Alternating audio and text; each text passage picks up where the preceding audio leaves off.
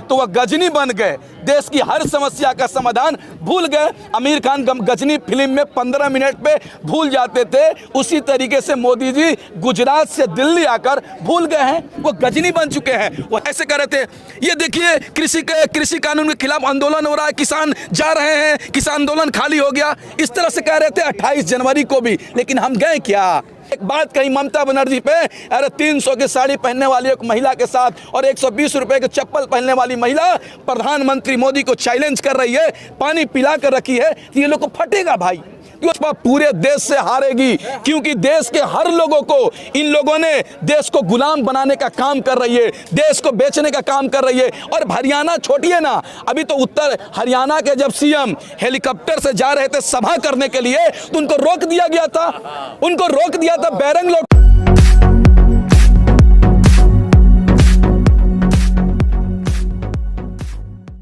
मुंह खानी गिरेगी, ये सरकार मिट्टी में पलीद होने जा रही है। क्योंकि देश के युवा अपने रोजगार मांगने के लिए देश के प्रधानमंत्री के सामने उतरेगा और देश की महिलाएं अपने सुरक्षा की मांग करेगी।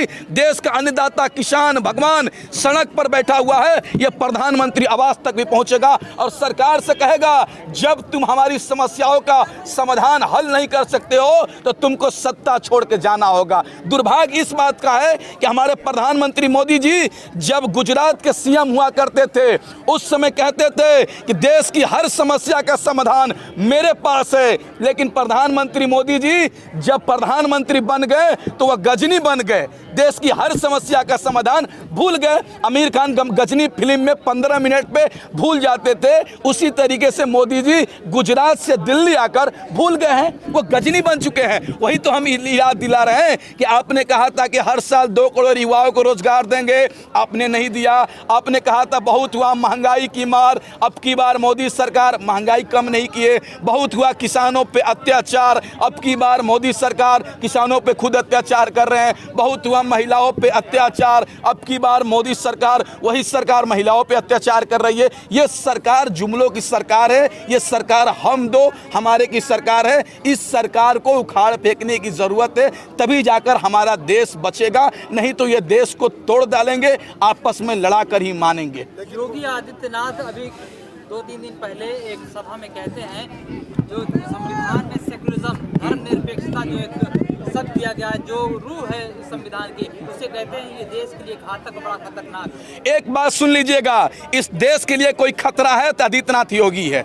योगी जी, ये देश आपके पैदा होने से पहले भी हमारा देश सेकुलर था, है, रहेगा। यहाँ हिंदू मुस्लिम सिख ईसाई साथ में रहते थे और आगे भी रहेंगे। तुम्हारी साजिश कामयाब नहीं होगी, हम अपनी लड़ाई और हक अधिकार की लड़ाई साथ में लड़ेंगे और इस देश के संविधान को बचाने की भी लड़ाई लड़ेंगे, इस संविधान को सेकुलर को भी बचाने की लड़ाई लड़ेंगे। जो हमारी संविधान को, हमारी सेकुलरिज्म को तोड़ने की कोशिश करेगा, उसका मुंह तोड़ जवाब दिया जाएगा। योगी जी की बात मत कीजिए, योगी जी की बात मत कीजिए। योगी जी तो बंगाल में जाकर भी लंबी लंबी बातें कर रहे हैं कि बंगाल की जनता को सुरक्षा देंगे, महिलाओं को सुरक्षा देंगे, और उनके राज्य में हमारी माँ बहनों को गर्दन की हड्डियां तोड़ दी जा रही है। उस बेटी के साथ अन्याय हुआ, बिना परिवार वालों से परमिशन लिए, बिना हल्दी लगाए उसको पुलिस जला देती है।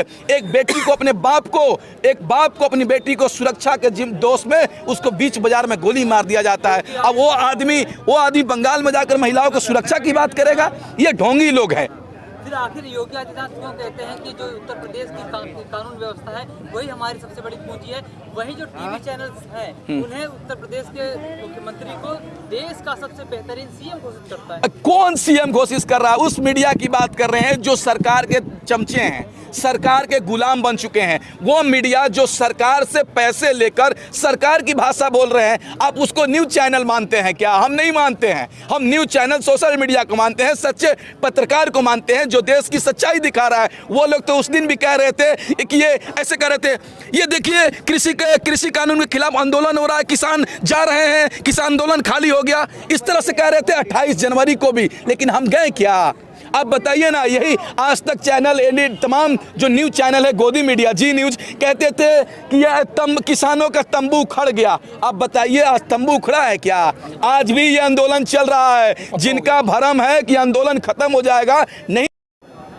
और वो कहती है कि नहीं ये विपक्षी मोदी सरकार के वजह से हुआ है, उन्होंने किसी से ऐसा करवाया है, तो आप इस पे क्या बोलेंगे? देखिए, ये पहले से ही बता चुका हूं कि देश के सारे दंगाई, सारे भाजपा के मंत्री और प्रधानमंत्री, गृह मंत्री और भाजपा के तमाम विधायक, सांसद बंगाल पहुंच चुके हैं। आप देखते रहिए, बंगाल में बहुत बड़ी दंगा फसाद करने जा रहे हैं। भगवान के नाम पर, माता काली देवी के नाम पर तमाम हिंदू मुस्लिम बैकवर्ड फॉरवर्ड करने जा रहे हैं। और एक बात कही ममता बनर्जी पे, अरे 300 की साड़ी पहनने वाली एक महिला के साथ और 120 रुपए के चप्पल पहनने वाली महिला प्रधानमंत्री मोदी को चैलेंज कर रही है, पानी पिला कर रखी है, तो ये लोग को फटेगा भाई।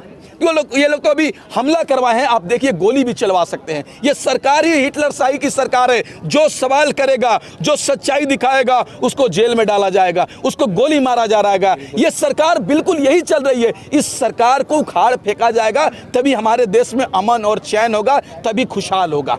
सरकार तो कहती है कि मतलब ये बहुत ही अच्छी सरकार है, इसे आप सपोर्ट करो और सरकार आपके साथ है, आपकी आय भी दुगनी हो जाएगी। मोदी जी ये भी कहे कि सबको अच्छे अच्छे मकान बनेंगे, वहाँ पे प्रॉमिस कर। एक बात बताइए ना आप, किस आधार पर इस सरकार को अच्छे मानेंगे? किस सरकार को हम अच्छे मानेंगे?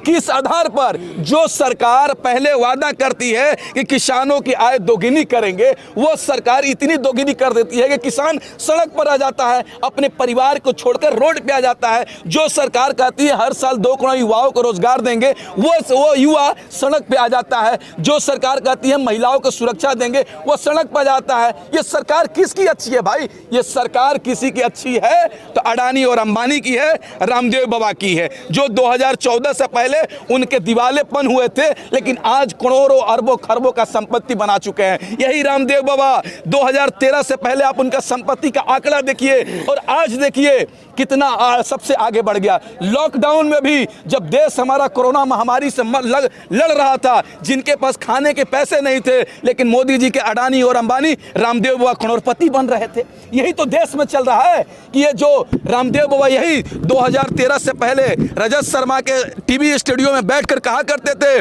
बच्चों तुमको 30 रुपए पेट्रोल देने वाली सरकार चाहिए या 60 रुपए, 70 रुपए? बच्चों तुमको 25 रुपए डीजल वाली सरकार चाहिए या 60 रुपए? अब वही सरकार 100 रुपए पेट्रोल बेच रही है, 90 रुपए डीजल बेच रही है। ये सोचना पड़ेगा देश की जनता को और इस सरकार को उखाड़ फेंकने की जरूरत है। जो सवाल करेगा, आप बताइए ना, एक 24 साल का युवा नवनीत को उत्तर प्रदेश के जो रामपुर के रहने वाले थे, उसको आईटीओ पे गोली मार दिया जाता है, अभी तक उसको इंसाफ मिला क्या?